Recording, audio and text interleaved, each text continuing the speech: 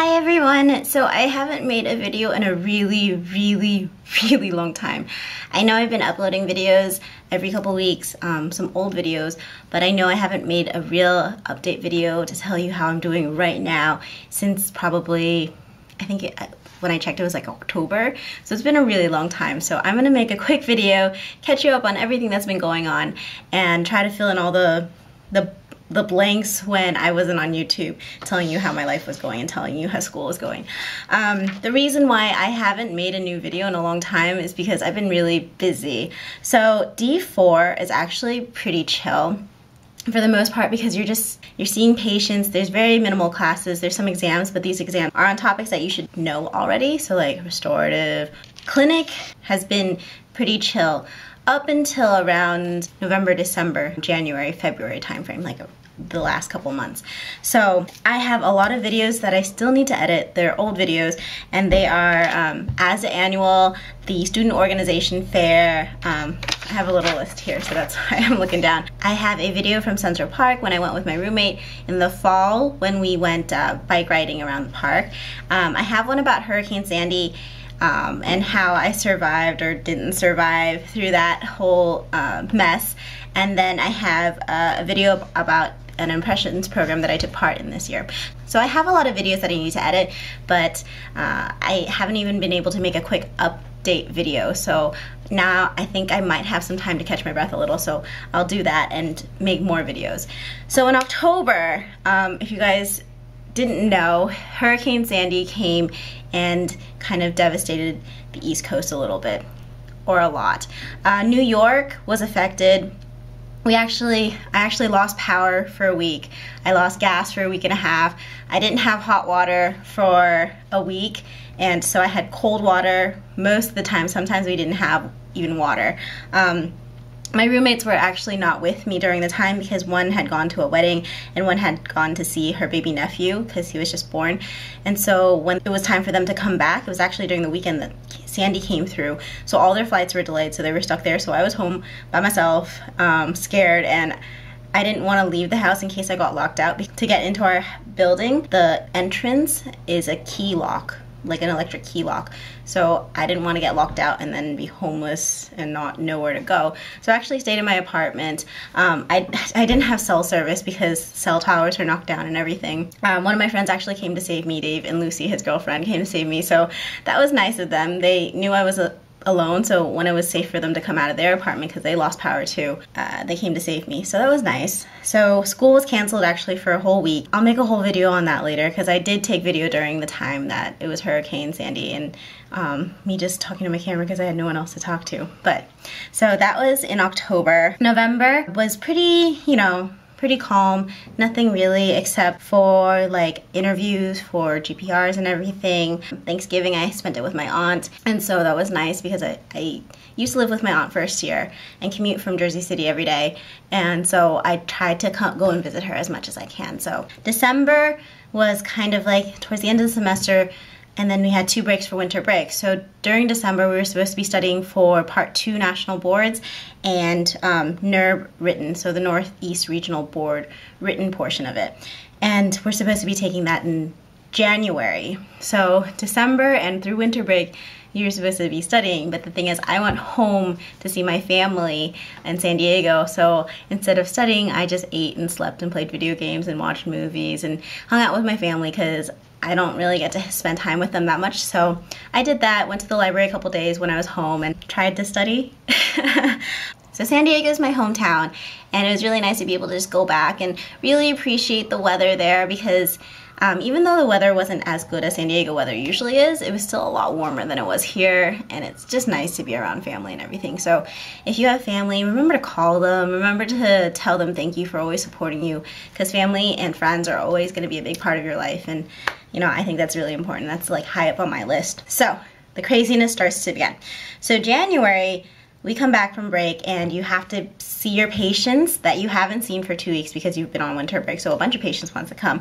But then I started a bunch of different rotations too. So I had special patient care rotation for 5 weeks every Monday, and that rotation is actually a special clinic in the school just for patients with special needs.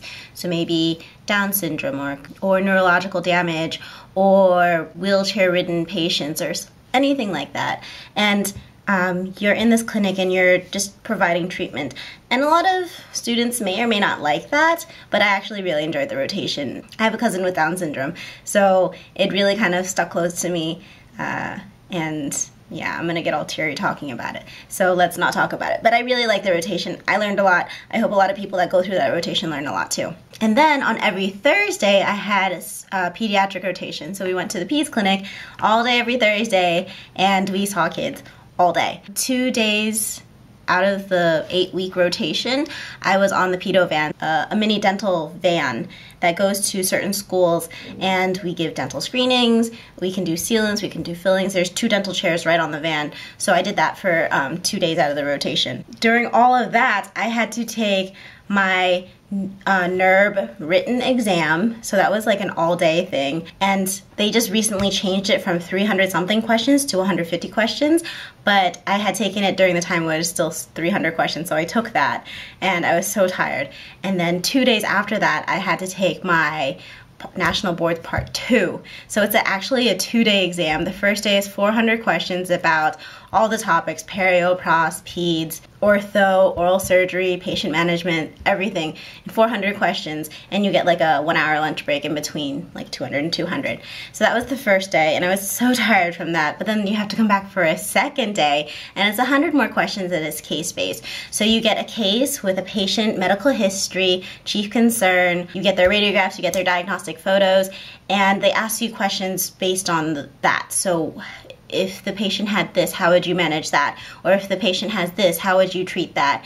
And so that was 100 questions on, I think, maybe a whole handful of cases. So that was a crazy week for me, because even in between, like the 2 days between my NERB and my board, I still had to see patients and I still had to go to peds rotation.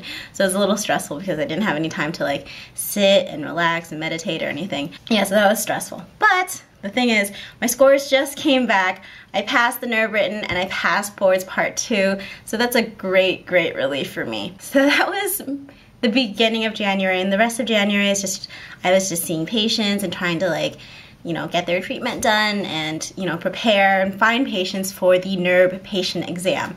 So NERB has 3 parts to it. It has the mannequin portion, which you do a bridge prep and a crown prep, and you do endo on a mannequin. You have a written part of the exam, which I already took, and then the patient exam, which I actually just took on Sunday. So for the patient exam, you need 3 patients. You need a perio patient, which is optional in some states now, and then you need 2 restorative patients. You need a class 2 and a class 3. And so finding the perfect lesion, one that'll get you through the exam, because you don't want something so bombed out that you'll have a caries exposure. You want something that can demonstrate that you have the skills to do the filling. And the dentistry, honestly, for the exam wasn't the hard part. It was all the paperwork and sending your patient away and waiting for them to come back. So it's a 1-day thing. You see all 3 patients, and the hard part is just to get your patients there. So I was freaking out. I took it on Sunday, but I found my perio patient on Friday, and my class 3 patient backed out the very last minute, and I found a class 3 patient Saturday night and took the exam Sunday. So that was a little stressful, but that's over, and we actually get to know the results within the week, so we'll see what happens.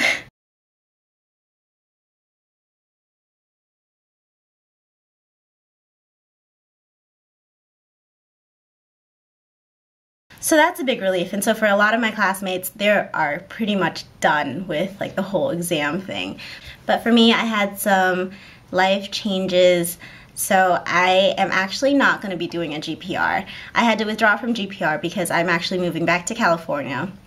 It's a long story that we won't get into, but I'm actually going to move back to California and work. But in order to move back to California and work, I need to take the REB. And I had thought I was going to stay here for another year, do a year GPR, which would get me back to California, take the NERB, so if I was staying around this area, I could work. But a couple things happened and I need to move back to California. So I paid for REB, which is the Western Regional Examination Board. And so that way I can work in California. So I'm taking that, but since I already paid for NERB, I figured I might as well just take it anyway. So I have double the stress, and I know a couple of students in my class are doing the same thing, so good luck to everyone who's doing that. REB is the same thing. There's an endo portion, but you actually do it on extracted teeth that you save. There's a written portion, which I'm actually taking on Saturday, so I need to study a little more for that. And then there's a patient exam, so you can either do out of the 3 lesions, you can do a class 2 amalgam, a class 2 composite, or a class 3 composite. So you have to find 2 of those to do for the exam. And I think you have to do perio as well. So I'm going to be looking for patients, preparing for the exam and everything, and that's during spring break. Actually, I'm flying to Adia for spring break for the first half of spring break, and then the second half is going to be taking the REB, so I really don't get a spring break this year. So that's what the near future holds for me. As for my life in general, it's been pretty good.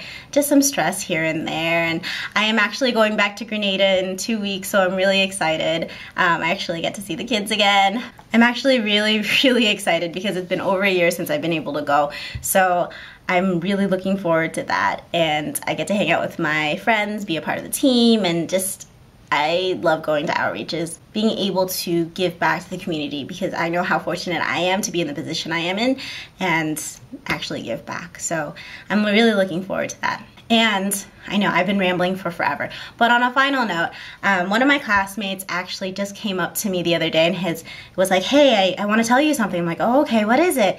And he actually has a brother that's going to, I wrote the name down so I wouldn't get it wrong, Queen Mary University of London Dental School.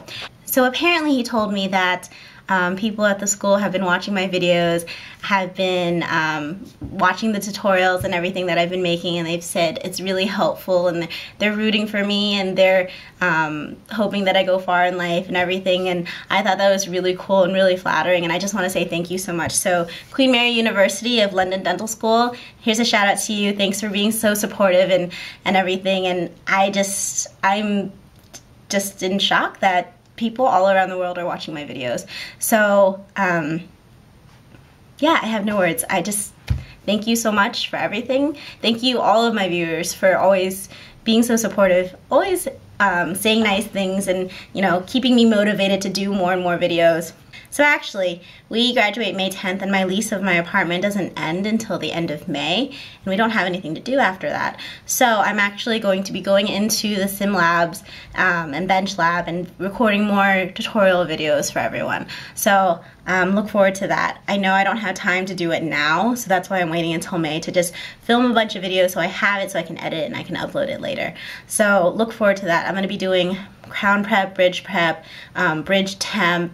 I'm probably going to do some restorative. I'm going to make a new composite video, because the first composite video that I made in D1 was kind of just a random video that I tried to put together, and I've learned much better technique to do composite. So I'm going to make a new composite video. I'm going to probably do some other things too. So look out for that. I'm really excited about that. My journey is almost over with dental school. So thank you everyone for all the support, and I'm going to stop rambling now because this is probably a really, really long video. I'll check back in soon, and until then, I'll see you next time. Bye.